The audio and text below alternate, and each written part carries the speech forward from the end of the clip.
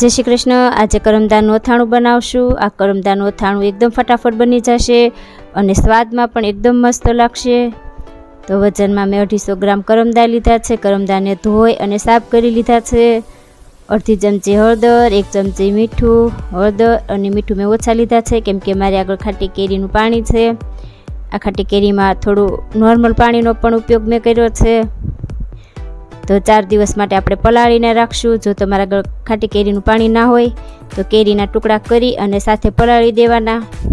તો 4 દિવસ થઈ ગયા છે તો આપણા કરમદા એકદમ સરસ પલળી અને પીળો કલર થઈ ગયો છે। વચ્ચે વચ્ચે એવું લાગે તો 1 થી 2 વાર હલાવી લેવાના કરમદાને। હવે છાણીમાં આપણે કરમદાને નિતારી લેશું। તો પાણી નીતરી ગયું છે તો કોટનના કપડામાં આપણે પાથરી દઈએ। કરમદાને પોળા કરી અને ઉપર જે ડીટીયાનો ભાગ છે એ વીણી લઈએ।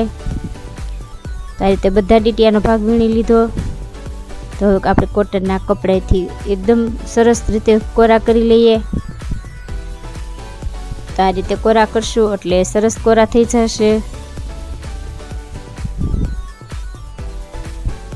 તો તમે જોઈ શકો છો કે કરમદા એકદમ સરસ કોરા થઈ ગયા છે। તો કરમદાને આપણે એક વાસણમાં લઈ લઈએ। કરમદાનો વઘાર કરી લઈએ। કરમદા 250 ગ્રામ છે તો 100 ગ્રામ જેટલું મેં તેલ લીધું છે। એક પેનમાં તેલ લઈએ। આ કરમદાના વઘાર માટે મેં ઘરે બનાવેલો સંભાર મસાલાનો ઉપયોગ કર્યો છે। સંભાર મસાલાની રેસીપી મેં મારી ચેનલમાં મૂકી છે। જો તમારે તૈયાર મસાલાનો ઉપયોગ કરવો હોય તો બાર કેરીનો આચાર મસાલો મળે છે એનો ઉપયોગ કરવાનો।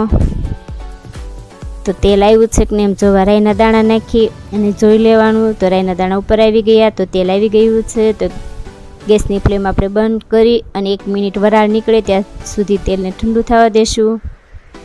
કરમદા અને સંભાર ઉપર રેડી દઈએ। ચમચીથી હલાવી લેશું। જો તમારે સંભાર થોડો વધારે જોતો હોય તો સંભાર વધારે એડ કરવાનો।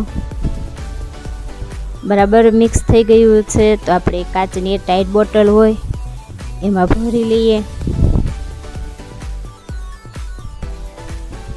આ કરમદાનું અથાણું વરસ દિવસ એવું ને એવું અથાણું રહેશે અને દાળ ભાત સાથે એકદમ મસ્ત લાગશે।